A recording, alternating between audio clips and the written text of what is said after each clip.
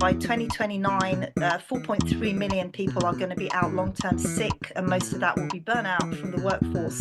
So it's not a happy picture. Welcome to Time to Discuss. Before we get started, I want to thank yoga instructor Basanti for introducing me to our next guest. Let's meet Ildiko SpinFisher because it's time to discuss what it's like to be a business burnout buster. Ildiko, thank you for joining me today. Thank you so much, Dan. It's an absolute pleasure to be here today. Oh, I am excited. A business burnout buster. This is very unusual. I can only guess what this is about, but fortunately, you're here to tell us all about it. So let's start with a typical day for you, or a typical week. What are some of the reoccurring things that come up for you as a business burnout buster? My business that I built up from scratch over the last 2 years, after 20 years of being in private practice as a business consultant psychologist working with entrepreneurs and CEOs around the globe, is actually based on focusing on the real problem of the epidemic of burnout that has kind of engulfed certainly the Western civilization. So my typical day is filled, first of all, with looking at the opportunities of talking to companies with regards to burnout and how to prevent burnout, number one. So I'm actually qualified as a mental health first aid instructor. So I can actually offer training to companies, helping them develop a structure within the company, what I call the mental health architecture, which means that we put in place mental health first aiders who can help their colleagues as the first port of call. And then I also can train up at supervisory and managerial director level, the C-suite level, more to do with the legislation here in the UK, so the laws and regulations around mental health, so that they're making good decisions when it comes to their staff. So I'm always looking for those opportunities because although, or rather burnout is a big deal, a lot of companies are not really understanding the risks. And last year here in the UK, we had the first ever burnout report, which is pretty shocking statistics, I'm afraid to say, that they reckon that by 2029, 4.3 million people are going to be out long-term sick, and most of that will be burnout from the workforce. So it's not a happy picture.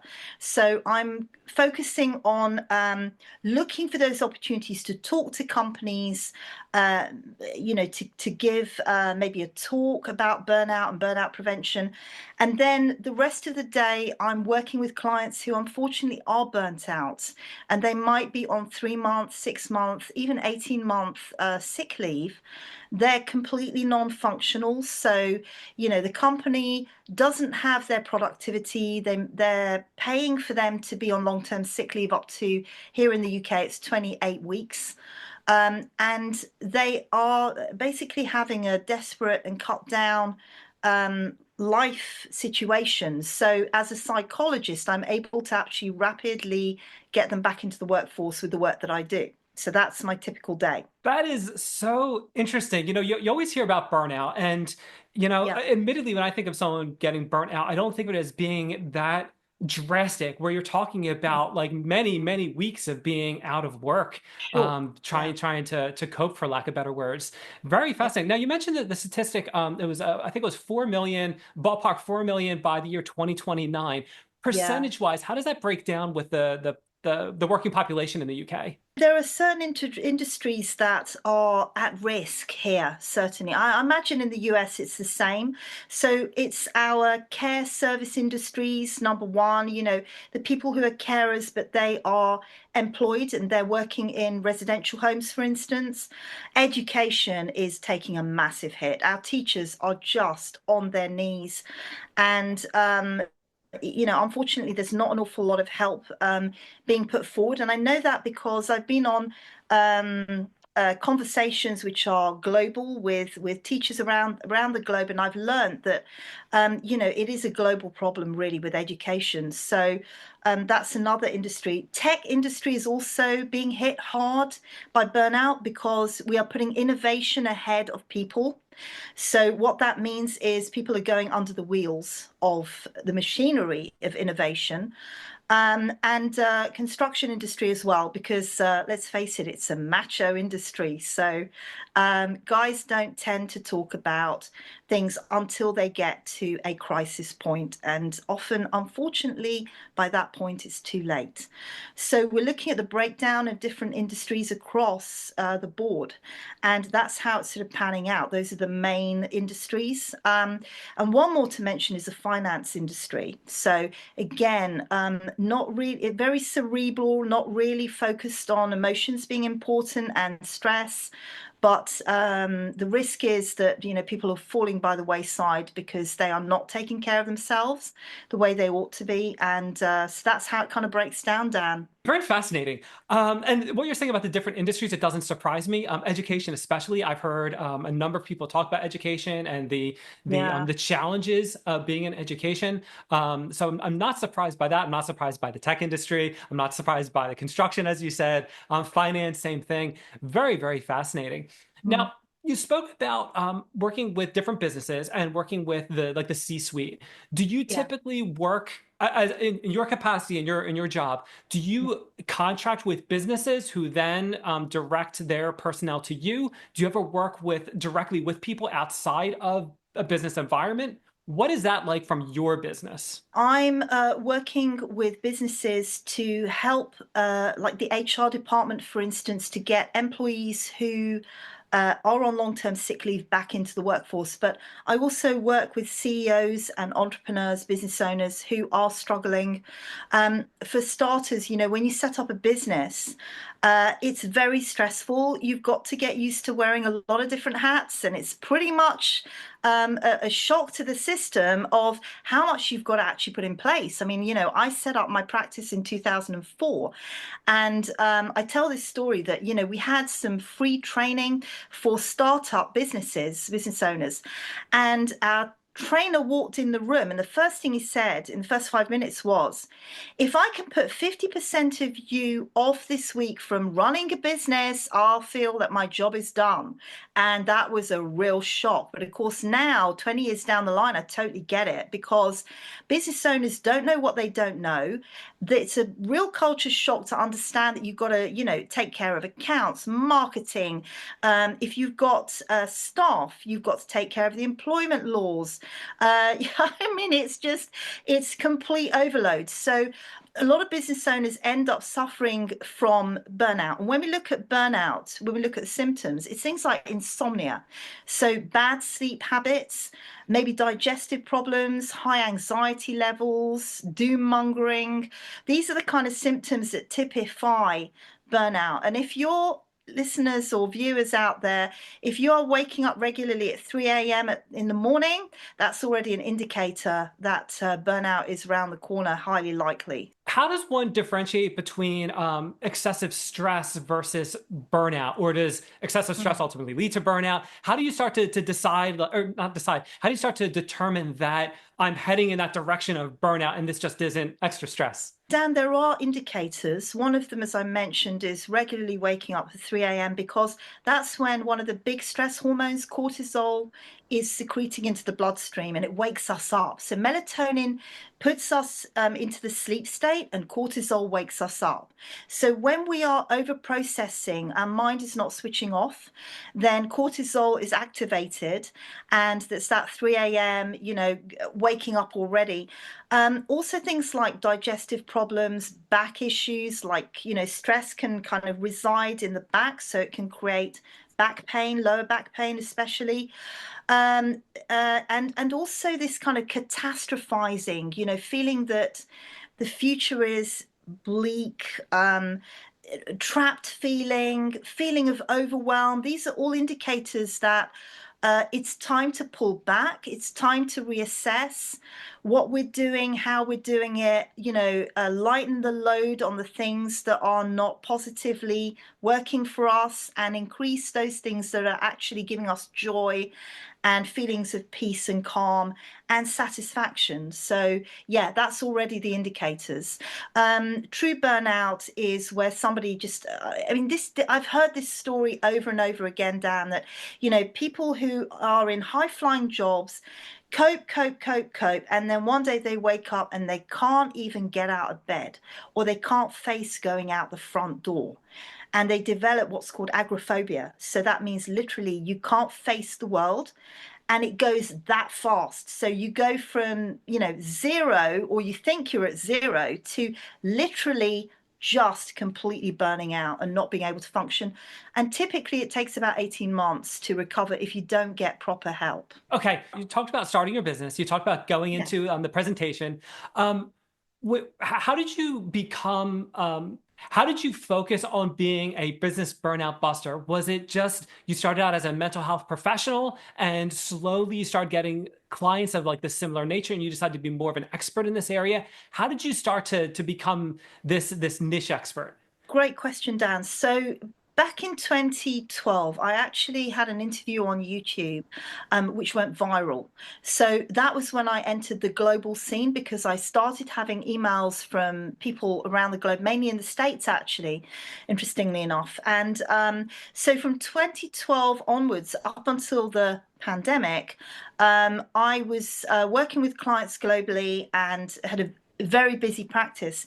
Now, we know that everything changed during the pandemic. People's behavior patterns changed. And I suddenly realized that businesses and organizations were where my skill sets were needed, not just in a one-to-one situation. I could do much more to help on a wider basis. So this is why I, took the extra training to become an instructor in mental health first aid. I have put together programs and workshops and masterclasses which are about teaching life skills for better work skills. So I very much took it to heart that people were struggling, they're rudderless, that depression and anxiety rates have just hit such highs.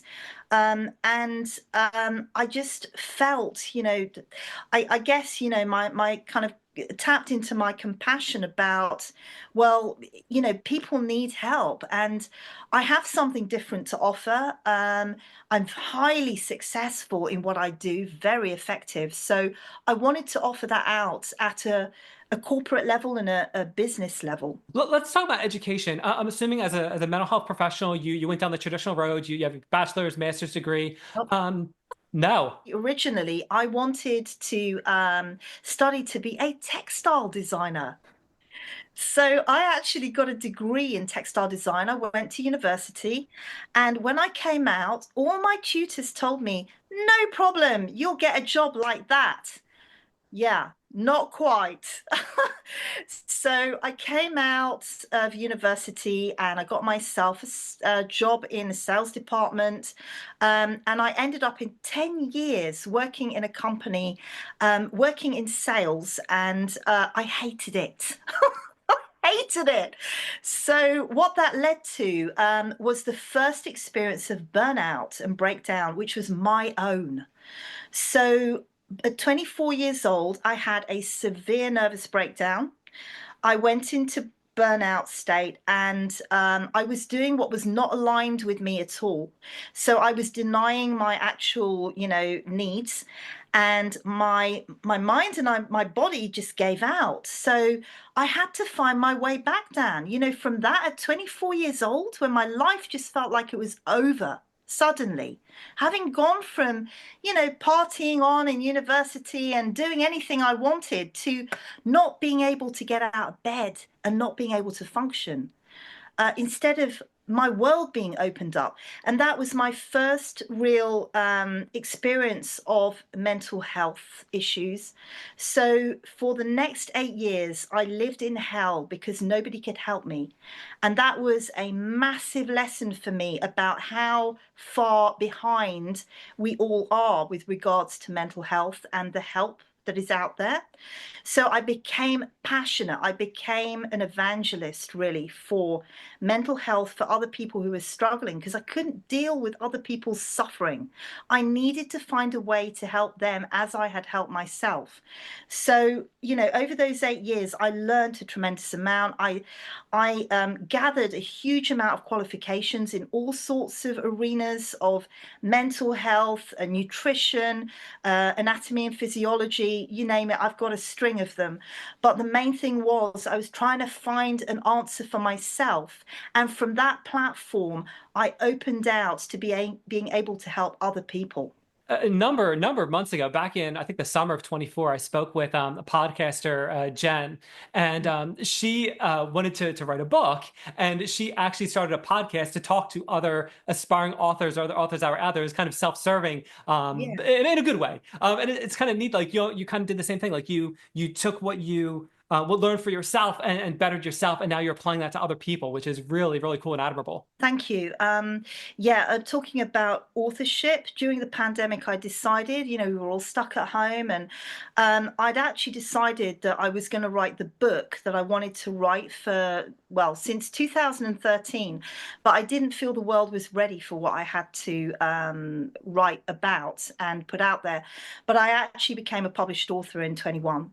So, I've been down that route as well. And it's so important, I think, to dig deep and find, especially now, find those skill sets that maybe we need to dust off, we need to kind of revisit. And if you're thinking about creating a business, I mean, my advice definitely is look at all of your skill sets and niche down. Because being a generalist, people's minds kind of flit on from generalists because there's too much information. You really need to niche down. And I read a book several years ago, Blue Ocean Strategy Marketing. So this talks about, instead of doing what everybody else is doing, find that place where nobody is serving and get great at it. And that's what I've been building over the last 2 years, because I'm now the burnout specialist with all the things that I do. This is awesome. There's so much great information you're throwing at me. I want to go back to your certifications briefly. So if someone wants to do what you're doing, Yeah. how can they get started doing this? Is it all like online stuff, reading books? Is it traditional university courses? What is the best way for someone to do what you're doing? I would say, go old school, go to university, do the time. Get your qualification practically, go to the lessons, go to the lectures, speak to the professors, do it properly. Online is one thing, but frankly, that's only a surface thing. You've got to really understand about people's behavior patterns. You've got to understand about, what mental health conditions are and how you can actually help people. And there are traditional and there are non-traditional routes. So I have, studied both. And I would say there's a revolution coming, and that is in energy. So what I mean by energy is data. It's about how we can harness the hidden pathways of data, which is energetic, to find the solutions and the answers for what's going on with us. It bypasses the mind. So we get stuck in the mind stuff, but the mind is always looking to find a safe space for us. So our minds lie to us all the time. Let's face it. It's like, yeah, you don't want to go there. Forget it. We're not doing that thing. You're fine. Well, you're not fine. And then it comes out in behavior or triggers. So I would say definitely go the old style route. Just put the time in, get your qualification, and do it that way if you want to actually have anything to do with the mental health profession. It's neat what you're saying too about the mind. I'm immediately reminded. I was speaking with John. He's a healthcare professional and also a dream therapist, and he was talking about different experiences he had with that and using dream therapy. Kind of what you were saying about niching down a little bit, providing that service. And then I spoke with a holistic health practitioner several months ago at this point, and that whole idea of mind and body and what we're taking care of ourselves on a holistic level. And then what you're talking about behavior as well. I spoke to a behavioral behavioral coach, Carly, I think was her name, and very similar things. This whole idea of the brain can do all these things we're not even necessarily aware of, but it's Yeah. happening. It's happening. The way I see it is that our minds are not meant for doing all the stuff that we put on them. They're like a computer. So they're great at planning, they're great at organizing. But what we've cut out a lot from our Western civilization is the heart and the intuition, spirituality. And so when we look at consciousness in total, it's much more than just the mind. The mind is really our computer. The mind is wired in to help us survive, physically.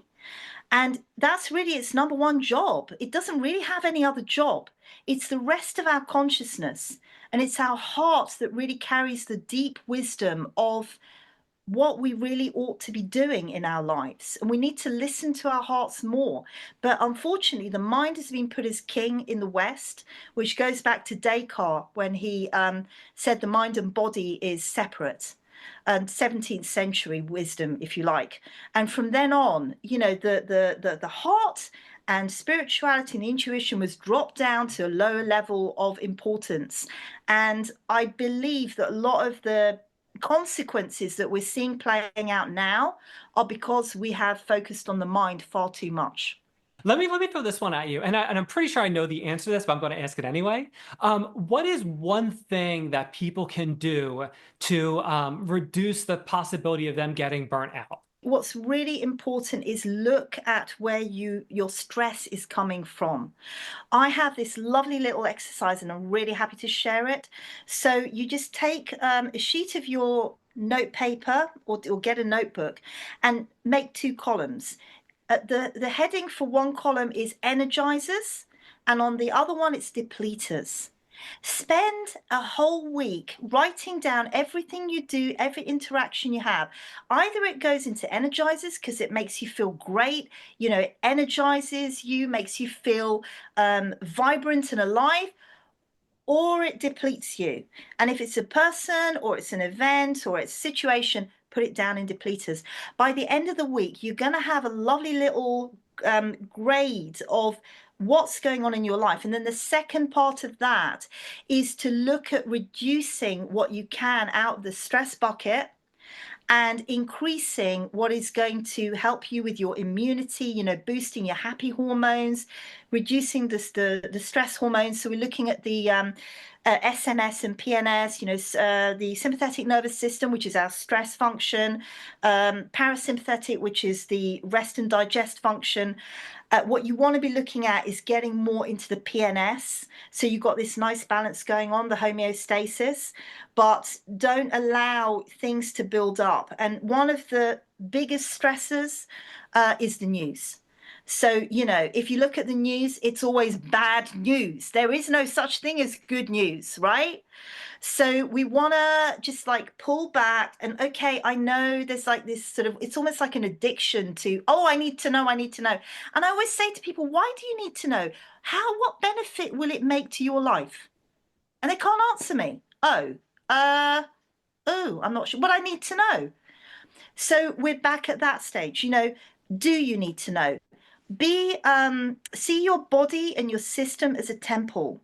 I talk about a two-way cat flap, right? So I used to have a cat, and my cat could come in, but unfortunately, other cats could come in as well and nick her food.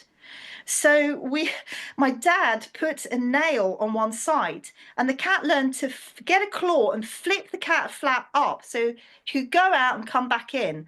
But other cats who ended up inside got trapped. So then they were made unwelcome, shall we say, and they didn't come back. So I talk about, just be very careful about the information. We have information overload. Be selective, be careful with the information that you allow into your mind, because it's going to affect your body, your mind, it's going to affect your stress levels. And so that would be my number one suggestion about what to do today.